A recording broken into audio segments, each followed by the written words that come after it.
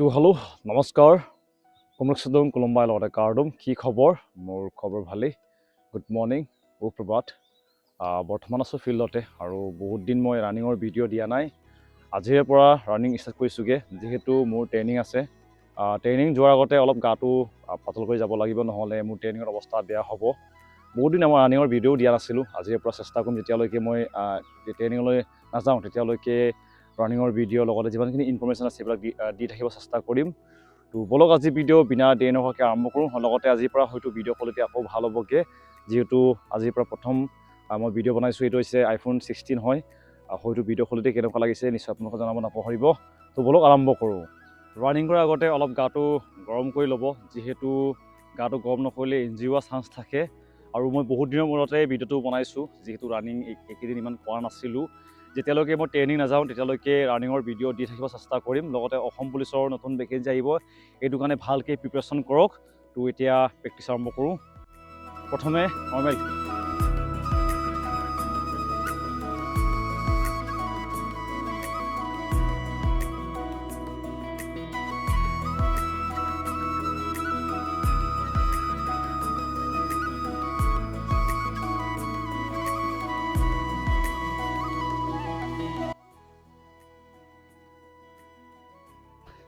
চিম্পুলকেইটা আৰু বেছি হাৰ্ডো নহয় চিম্পুলকেইটা এতিয়া ৰানিং আৰম্ভ কৰোঁ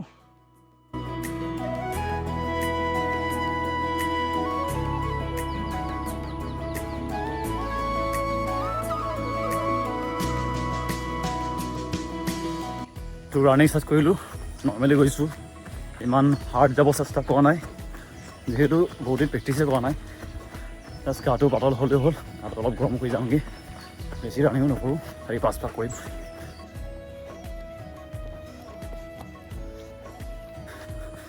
বৰ্তমান হৈছে 3 নম্বৰ পাক গৰমটো উঠা নাই যিহেতু ঠাণ্ডা পৰিছে আমাৰ ইয়াত আৰম্ভ হ'ল যি সেইটো কাৰণে ইমান গৰম উঠা নাই কিন্তু ফোপনি অলপ উঠিছে তো ৰানিং কমপ্লিট কৰিলোঁ বেছি কৰা নাই মাত্ৰ কৰিছোঁ 6টা ৰাউণ্ড এতিয়া কৰিম প্ৰেক্টিছ তো বৰ্তমান ৰানিং কমপ্লিট কৰিলোঁ বেছি ৰানিং কৰা নাই প্ৰায় 6 পাকমান হ'ব চাগে আৰু ফিল্ডখন ইমান ডাঙৰ নহয় আমাৰ প্ৰায় 360 মান আছে আৰু নৰ্মেলি ৰানিং কৰিছোঁ একো টাইমিং চোৱা নাই জাষ্ট মানে গাটো গৰম কৰিবৰ কাৰণে যিহেতু মই বহুত দিনৰ পিছতে ৰানিং কৰিছোঁ নৰ্মেলি এনেকৈ আহি আছিলোঁ কিন্তু এনেকৈ ফিল্ডত গৈ ৰানিং কৰা নাই এনেকৈ খোজকাঢ়োঁ অলপে সেনেকৈ গুচি যাওঁগৈ কিন্তু সকলোৱে গম পাই যেন ট্ৰেইনিং আছে যদি আমি ইয়াত গাটো পাতল কৰি অলপ নাযাওঁ ট্ৰেইনিঙৰ অৱস্থা বেয়া হৈ যাবগৈ যিহেতু শুনামতে নৱেম্বৰতে আমাৰ এপইণ্টমেণ্টসমূহ দিয়া হ'বগৈ ট্ৰেইনিং হয়তো ডিচেম্বৰ প্ৰথম সপ্তাহৰ পৰা আৰম্ভ হৈ যাব বৰ্তমান ইয়াত এইবিলাক মিছ কৰিমগৈ যিহেতু ইয়াতে কষ্ট কৰি পিনি চাকৰি পাইছোঁ আৰু এতিয়া অলপ প্ৰেক্টিছ কৰি লওঁ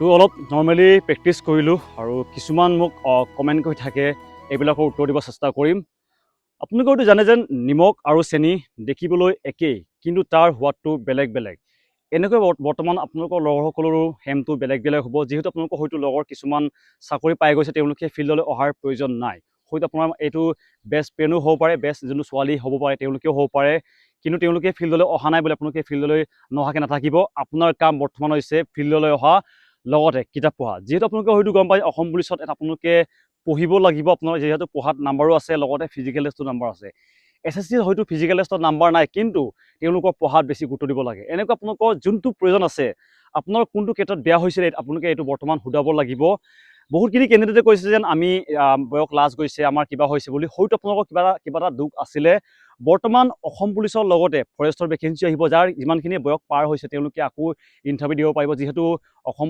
ফৰেষ্টত অলপ বয়সৰ সময়সীমাটো বেছিকৈ দিয়া হয় SSC প্ৰায় শুনামতে 10 নৱেম্বৰ নে কিবা তেওঁলোকৰ এপ্লাই আৰম্ভ হৈ যাব SSCও দিব পাৰিব যিমানখিনি SSC টাৰ্গেট লৈ আছে এইটো কাৰণে বৰ্তমান আপোনাৰ ফিল্ডলৈ আহক। ফিল্ডলৈ নহাকৈ ঘৰত বহি থাকিলে নহ'ব। দুখ লাগে, মই ভালকৈ বুজি পাওঁ, যিহেতু ময়ো বহুতবাৰ ইণ্টাৰভিউ দিছোঁ। আপোনালোকে হয়তো ভাবিছে যেন মই যোৱা বছৰৰ পৰা ইণ্টাৰভিউ দিয়া ষ্টাৰ্ট কৰিছোঁ, এইটো নহয়। মই প্ৰায় 2018 চনৰ পৰা ইণ্টাৰভিউ দি আছোঁ, বৰ্তমান 2025 হয়। আপোনালোকৰ ইয়াৰ পৰা দেখিছে যেন মই কিমানখিনি লাগিছোঁ। হয়তো যোনে মোৰ আগৰ পৰা ভিডিঅ' চাই আছে তেওঁলোকে ভালকৈ গম পায় যেন মই কিমান বছৰ লাগিছোঁ। আপোনালোকক মটিভেট কৰিবৰ কাৰণে মই সদায় আহিব নোৱাৰোঁ। আপোনাক মটিভেট কৰিব আপোনাৰ নিজৰ পৰিস্থিতি, যিটো আপোনাৰ ঘৰৰ বৰ্তমান পৰিস্থিতি চলি আছে নাই। হয়তো মই যিমানখিনি চিনি পাওঁ তেওঁলোকৰ বেছিভাগে হাজিৰা কৰে আৰু বেছিভাগৰ ঘৰৰ পৰিস্থিতি ইমান ভাল নহয়। ঘৰৰ পৰিস্থিতি আপুনিয়ে ভাল কৰিব লাগিব, আপোনাক কোনোবাই ভাল কৰিব নাহিব।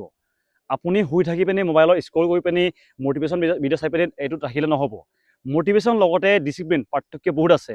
মটিভেশ্যনটো কি? মোৰ লগৰটো গৈছে ফিল্ডলৈ, আজি মই অলপ ৰানিং কৰোঁ, লগতে পিছদিনা মানে লগৰটো যোৱা নাই, মই ফিল্ডলৈ নাযাওঁ আৰু এনেকৈ লাগি থাকে। এনেকৈ নহ'ব। আপুনি ফিল্ডলৈ আহিব, মন যোৱক নোযোৱক আপুনি ফিল্ডলৈ আহিব লাগিব।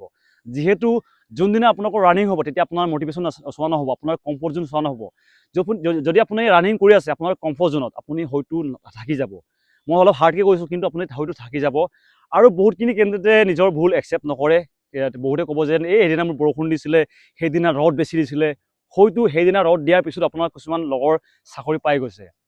সদায় বতৰ একে নাথাকে, সদায় কিবাটো মানে বয়সৰ সময়সীমাটো যোনটো থাকে। বৰ্তমান আপোনাৰ হয়তো বয়স বহুতৰ, মই জনামতে মোৰ যিমানখিনি ভিডিঅ' চাই তেওঁলোকৰ 21ৰ পৰা 22-23 এনেকৈ বয়সত আছে। বৰ্তমান আপোনাৰ যোনটো জোৰ আছে নাই, এই বয়সৰ জোৰটো আপোনাৰ যেতিয়া 26-25 মানে ওপৰ হৈ যাব নাই, তেতিয়া জোৰৰ কেপাচিটিটো কম হৈ থাকিব। বৰ্তমান মোৰ 26 হৈছে বয়স। হয়তো লাহে লাহে মোৰ যোনটো ৰানিং কেপাচিটি কমি যাব। যেতিয়া আপোনাৰ এটা 28 বছৰ বয়সৰ ল'ৰাই 21 বছৰ ল'ৰাৰ লগত ৰানিং কৰে নাই, তেওঁক তাৰ বিট কৰিব অসুবিধা হয়। যিহেতু বয়সৰ সময়সীমাটো যেতিয়া বাঢ়ি থাকে তেতিয়া আমাৰ শক্তি কমি গৈ থাকে। সেইটো কাৰণে যদি আপোনালোকৰ বৰ্তমান বয়স আছে, আপুনি চাকৰি ল'বৰ কাৰণে চেষ্টা কৰি আছে, আপুনি ভালকৈ প্ৰেক্টিছ কৰক। ৰানিঙৰ ফিজিকেল মাৰ্কটো বহুত মেটাৰ কৰে অসম পুলিচত, যিহেতু আজিকালি ফিজিকেল টেষ্টৰ কাটঅফটো বহুত গুচি যায়গৈ। আপোনালোকে হয়তো দেখিছেন বাক্সা, ধেমাজি, শিৱসাগৰ, তিনিচুকীয়া, লগতে একদম তামোলপুৰ, তেওঁলোকৰ আপোনালোকে কাটঅফ হয়তো দেখিছে কিমান তেওঁলোকে গৈছে। কিছুমান ডিষ্ট্ৰিক্টৰ কম হৈছে, এইটো মই মানিছোঁ, যিহেতু তেওঁলোকৰ কেণ্ডিডেটো কম আছিলে। আপোনালোকে হয়তো দেখিছে যেন আজিকালি কম্পিটিশ্যন লেভেলটো বহুত বেছি। যেনেকৈ আপোনালোকে ধেমাজি, লখিমপুৰ চাওক, তেওঁলোকৰ দুখন ডিষ্ট্ৰিক্টৰ প্ৰায় 43,000 কেণ্ডিডেটে কিবা দিছিলে, ফিজিকেল টেষ্ট দিছিলে। আপোনালোকে তাৰ পৰা দেখিছে যেন আজিকালি কিমান ভেকেঞ্চিৰ কাৰণে কিবা হয়। ভেকেঞ্চি 200টা আহিব, কেণ্ডিডেট হ'ব লাখৰ ওপৰত। এইবাৰ জনামতে যোনটো লিষ্ট আহিছিলে তাৰ মতে অসম পুলিচৰ কাৰণে প্ৰায় 4 লাখ ওপৰ কেণ্ডিডেটে এপ্লাই কৰিছিলে, তেওঁলোকে ফিজিকেল টেষ্ট দিছিলে। তো আপোনালোকে ইয়াৰ পৰা দেখিছে যেন আচলতে কম্পিটিশ্যন লেভেলটো কিমান বেছি। আপুনি চিম্পুলকৈ পাছ কৰিলে নহ'ব। হয়, অসম পুলিচৰ ইণ্টাৰভিউটো যোনটো ফিজিকেল টেষ্টটো পাছ কৰাটো বহুত ইজি হয়, কিন্তু পাছ কৰিলে নহ'ব, আপুনি টপ মাৰ্ক পাব লাগিব। আপুনি UR কাষ্টত যাব লাগিব, তেতিয়াহে আপুনি হয়তো চাকৰি পাব। মই বহুত আপোনালোকক হয়তো জ্ঞান দিয়া নিচিনা হৈছে, যিহেতু মই নিজৰ ভুলৰ পৰা কৈছোঁ।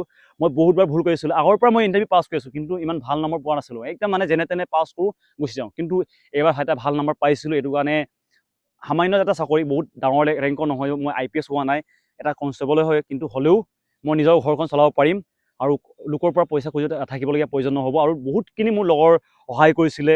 বৰ্তমান তেওঁলোকে অলৰেডি চাকৰি কৰি আছে, কামন্দত আছে, ABUBত আছে, লগতে আপোনালোকৰ কুকমেনত আছে। মোৰ লগত বহুতখিনি SIতো আছে এতিয়া বৰ্তমান, আৰু এই বছৰো তেওঁলোকে SIত পাইছে।